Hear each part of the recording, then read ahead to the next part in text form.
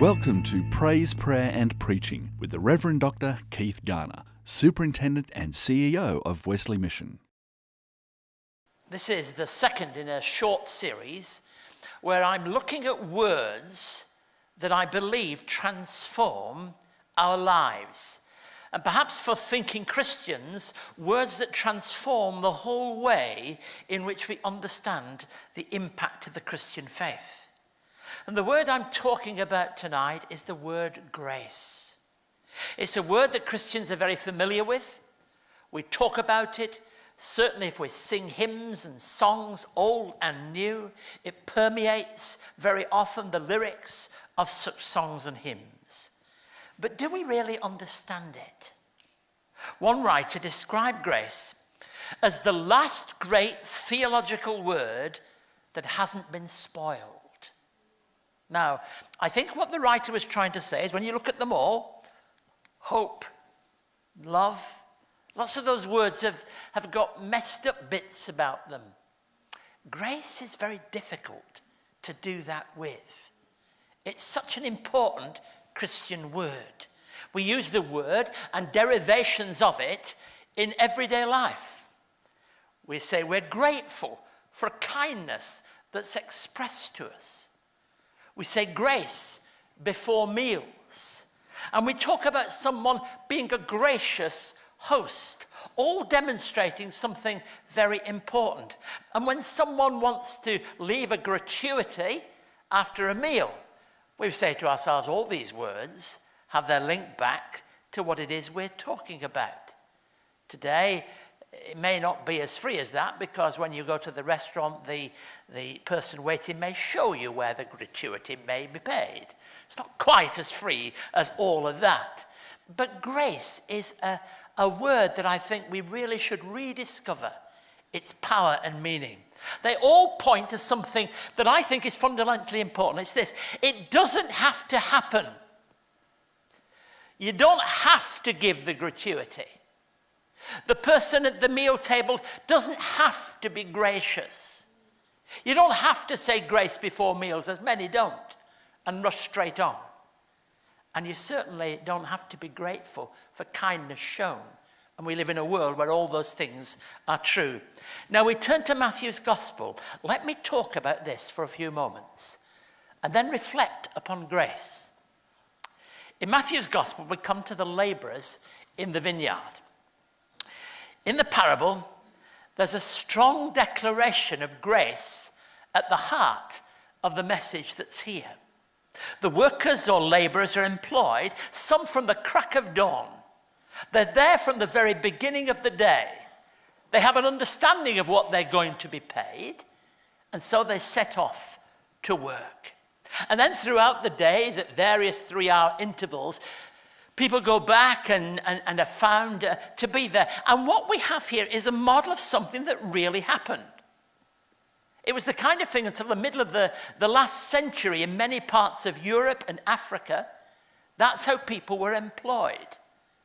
Even in the context in which I come from, it was very much till about the 1920s in farming communities. People would go to the middle of the town and they would see, is there anybody that we can employ on the farm today to get the harvest in? And they would get hold of them and pay them at the end of the day what they believe they should be paid.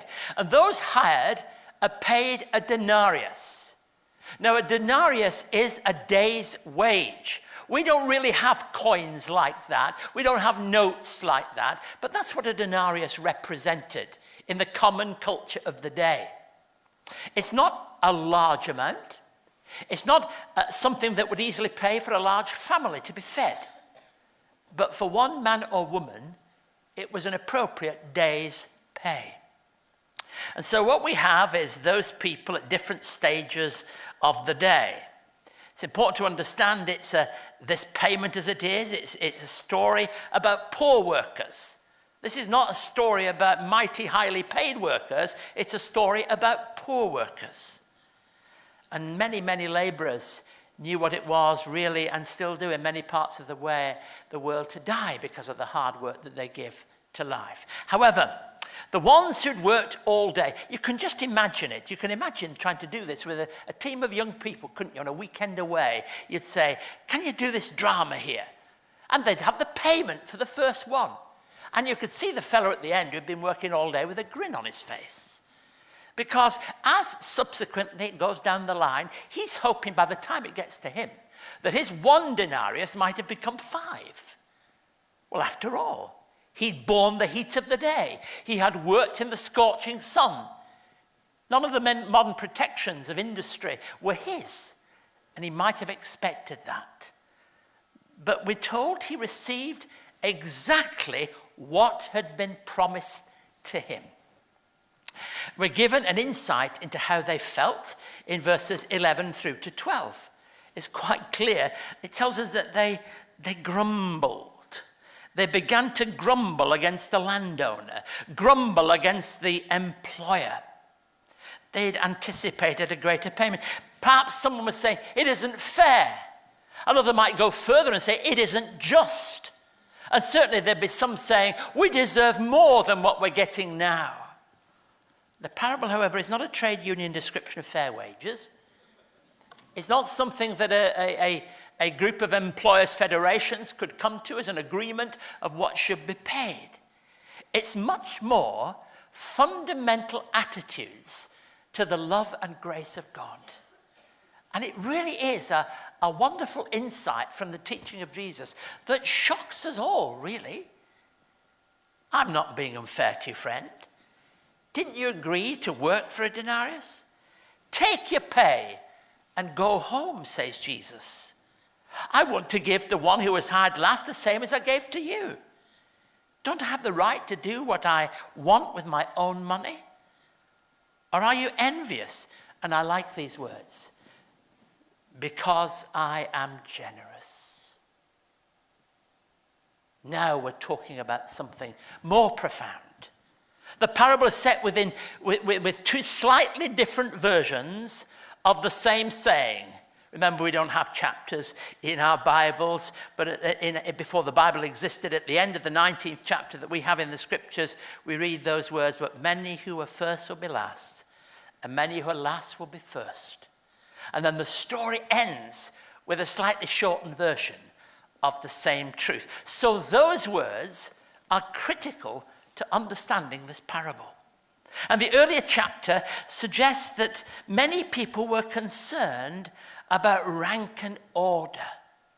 Rank and order is something very real in society.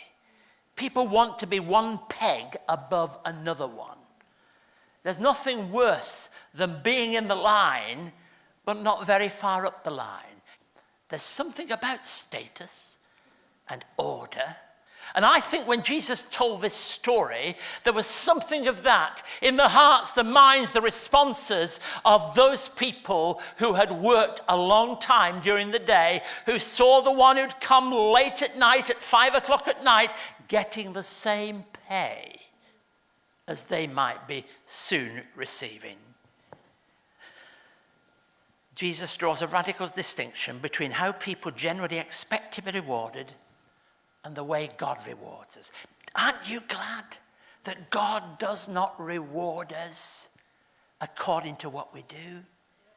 Aren't you glad that God does not assess us in terms of some queue outside the theatre, but in terms of grace? So I unpack that parable, and I suggest to you that this would be a story that would raise hackles. If in some way it was said to be the way in which we'll pay wages, even in a not-for-profit world, let alone a factory or a business. One writer on the parables talks about this parable and addresses it to all of us in a concluding word. God is merciful, and I'm merciful. He values those of you called outcasts and sinners. You think the outlook of mercy is wrong, but it's your outlook that's wrong and needs to be changed. And remember, the parable begins like so many. The kingdom of heaven is like, and now it's a problem to us. This was a story at the beginning, and we can say to ourselves, okay, it's a story. Jesus says the kingdom of heaven is like this. that the last will be first and the first will be last. That turns our whole understanding of the teaching of Jesus and the kingdom that he offers upside down. I think of grace, and like any good standing Protestant, I know there's no better verse in all the Bible than the words of Paul in Ephesians chapter 2, for by grace are you saved. Put in our language, it's not of yourself, it's not your own doing. And that's really the heart of grace, the grace that God offers to us. It's always God who gives and we who take. It is not we who give, but he who gives. It is his generosity. So a number of things about this grace. First of all, it's the unique contribution of the Christian faith. You know, a conference was being held in Oxford. And at this conference, they were discussing together the whole basis of world religions. And this was in the mid-1950s. And thinkers from all different walks of life came together, and they were talking about this whole business of what has Christianity got to offer in the conundrum of what it is to be sharing together as a people that are concerned about grace. And in that moment, Jack Lewis, or C.S. Lewis as we know him, walked into the room. And he said, it's easy. It's one word. Grace. That is the unique contribution of Christianity. It's not a little bit of what we offer. It is the unique contribution shot through every thought that we have, every understanding we have, linked to all those great words like forgiveness and faith and hope and love. Grace. Grace that is offered to us. One word. Easy, he called it. I remember Phil Yancey writing about the situation in South Africa and talking about the South African situation and saying many people haven't really understood how important the Christian faith was on all sides of this mess that was. We've spoken very often about Nelson Mandela, and right that we do. We don't often talk about F.W. de Klerk, who was brought up and was part of a very, I want to call it a harsh church. One of those more extreme right-wing churches. It was very Calvinistic in the way it saw the world. And he described how he spoke to the church on the Sunday before that historic moment. He talked to his people and talked to them with the permission of the pastor, and said he had a strong sense of calling, that now was the time for him to talk about generosity. And he writes later that he knew what this would mean, rejection by many of his own people, and it certainly did.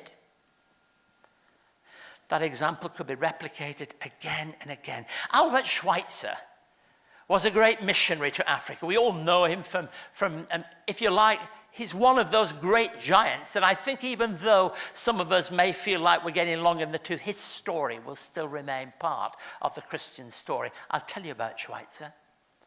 Not only is linked to Scotland, where he knew what it was to be trained in science and all that went into that. Well, Schweitzer was a great organist, a great pianist. That's what he enjoyed doing. He wasn't average, not as good as Craig, but on the way. Really was good. And one of the people visiting him in Africa described the situation after meal one night. After they shared together a meal, they noticed that in the corner was a piano. Now that piano is described by the writer as decrepit. Awful looking thing. And after the meal, Schweitzer got up and did what he did every night after evening meal. He went and sat at this decrepit instrument. And the visitor wrote in his diary, the old piano seemed to lose its poverty in his hands. whatever it looked like, that's not how it sounded. And thank God, God's grace does exactly that with human life. Takes hold of things and people and situations and circumstances and makes the unthinkable possible. There is nobody on the streets of this city tonight that is beyond his reach. There is no life, no circumstance that he cannot touch and change.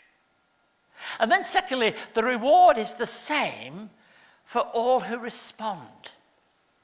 I can understand this parable of Jesus from a human point of view. I can side, if you like, with the people who felt they'd been badly done to. I can't think my HR department here would want to live by the rules of this parable. It's very challenging, as it makes us think about what it is in life that we give and offer and do. You know, there are many sayings of Jesus that are misquoted. The best misquote, if you like, seems to me from the Sermon on the Mount. You've heard many people say, when they've observed somebody for whom perhaps life has gone well, they say, oh, the sun always shines on the righteous. I think whenever I hear that, I want to stop the tape. I want to freeze the scene. I want to say, don't say anything more. Jesus didn't say that. Jesus said, the sun shines on the righteous and the unrighteous alike. The truth is that the reward is the same for those who respond. One writer said this, Jesus saw grace everywhere. He never analyzed it. He never defined it. You don't find a chapter of Jesus' teaching and say, this is the chapter on grace. It's just imbued in every story he told. It's there in every attitude, every response, everything he did from the moments of Bethlehem to the cross. It's grace. It's grace. It's grace poured out for me and for you. And when they started grumbling, it's as if Jesus is saying to us when we hear that story all these years later, are we going to grumble at God's generosity? There are many parables that make us sit up. I think of the tax collector, the Pharisee. So much of the teaching of Jesus sets us back on our heels to think about this deep thing. One of my mentors, Donald English, told a story that was part of a book in 1986, a series of Lent studies. He told the story about a man who was an evangelist. And this evangelist was a tent evangelist. Now, let me explain. St. Paul would have understood it because he made tents. That was his business. But the tent evangelist went from town and village to village. And around Australia, we had them.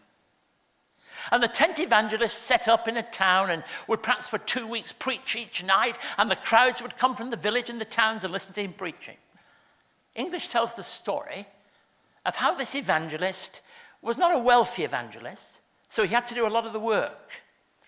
The setting of the tent, the setting out of the chairs, in those days the putting out of the hymn books and all that went with it. Well, he did this, but on the back row, on the very back row, on the first night, was a man who all the time he preached was heckling. So as he mentioned something, he would hear his voice echoing at the back, but it wasn't positive. And he complained and grumbled, the man at the back, and it went on night after night. And the evangelist was disturbed, and on the very last night, they were packing the books away. Nearly everybody had left, and the man on the back row said, I've spoilt your time preaching here, haven't I? The evangelist thought, now is time for a bit of honesty. Yes, you have. He said, but before you go home, I've been listening. I want to know what I have to do to be what you've been asking for each night. So the evangelist said, it's too late. It's too late. And he walked along the line and collected some more books up. He said, but I do want to know. I want to know what I have to do. He said, I've told you, it's too late. It's too late. Because what's necessary for you to believe and belong has already been done. And thirdly, none of us needs to be jealous of how God dispels and bestows his gifts. One of the most difficult pastoral conversations you can ever find yourself in is when you're talking with somebody who, if you had a strapline to describe what this conversation is about, is life has treated them badly. They feel hard done by. They feel that all the efforts in life have not gone the right way. The lines have not landed, as the psalmist talked about, in pleasant places. They have landed badly. And within the earshot of Jesus, as he taught in this way, I've no doubt there would be Pharisees and there would be religious people, and they would listen to what he had to say. They were the people perhaps who'd been there since the early morning working. They had invested their lives in religion. They had everything that they felt would gain them entrance into the kingdom of God. And they might have been the first to complain about the guys who got in after just maybe an hour or two. The main point that God offers in Jesus Christ is a gift that you cannot earn. It is a gift that you cannot buy anything gained by your own merits. It's a long time ago that a writer wrote of the definition of grace as being the unmerited love of God. Unmerited. Nothing would make us deserve it. The kingdom belongs to God. Let me tell you a story about George Matheson. George Matheson was a great preacher in the Kirk of Scotland. And for a number of years, he had a pulpit in Edinburgh, a city that Carol and I love. Our children studied medicine in Edinburgh. It's a great city. And he had a church there. And in those days, not so much now, in the Kirk, they only celebrated Holy Communion twice a year. Actually, it was once a year in some of them in the very, very past, a very low church. Twice a year. And what used to happen was the elders, the leaders, the people who had the significant lay roles in the church would be given tickets to take out, and they visited every member, every person connected to the church. And it was a ticket of invitation. And they would take them round to people. This elder had his list of names, and he came across a name of somebody he didn't know. And he went to visit this woman and found that she was living in a cellar. And that cellar was filthy. It was a cellar that made him shocked at what he saw. And he gave her the ticket of invitation to communion. Now, the next time, 6 months later, shall we say, he went around with his list again to go to the different houses and places of those on the list. And he came across this name again. So he went to the cellar, but she wasn't there anymore. She wasn't there. And he found her somewhere else. He tracked her down to an attic room. She was poor. There were no luxuries in that room. But the attic was as light and clean as the cellar was dirty and dank. And he talked to her. He said, I see you've changed house. She said, aye, as they do in Scotland, aye, I have. You see, you cannot hear George Matheson preach and live in a cellar. Now, all of this speaks of grace. It's got to be something that we have to rediscover.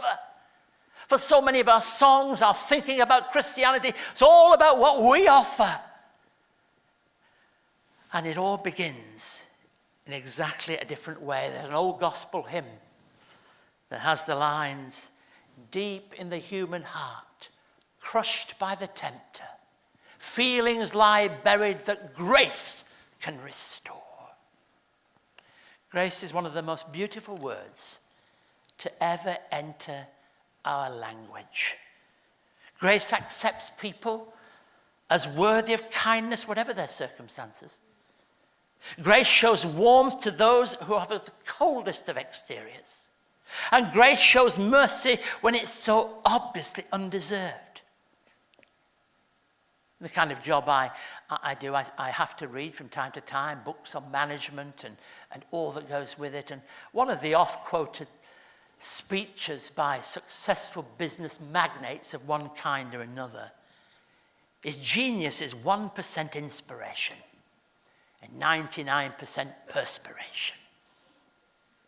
It was Joseph Parker, when he was at the City Temple in London, stood on the door one night when a man came out and introduced himself. "Hello, Dr. Parker, I'm a self-made man." So Parker took his hand and looked at him and said, "What a mighty weight you've taken off God's shoulders, haven't you?" Nobody is self-made. If you have gifts, if you have graces, whether it's in a classroom, an office, a pulpit, whether it's in a place of business development, or whether it's simply amongst a team, whatever you have to offer, remember, it's not by your doing, but by his grace that you will be saved. You might be recognized by many people in this world, but saving faith comes as a gift of grace. For by grace you've been saved through faith. It's not of your own doing, it's the gift of God. And I finish with the story of a man who was hung on a cross. And in one of the Gospels we're told that there are two thieves. One a malefactor who mocked and treated him with derision. And on the other side is one who says, reaching as it were by his eyes across to the other, "We're getting what we deserved." But he's done nothing to deserve this. And Jesus says to him, "Today you will be with me in paradise." He hadn't got the time. It's the most troubling of stories to many Christians. He had no time to prove in the church that he's a good elder, a good steward, a good preacher, a good leader. No time. He moves from sinner to saved by the grace of God. And that's the heart of our Christian faith. We want to preach it every week, and there it is in all our sermons, but here is the heart of it all. The greatest word, grace. May God reach into all of our hearts tonight with the gracious touch of his Spirit. And may we feel, even though we've not done anything to deserve it, that the gift on the table is for us.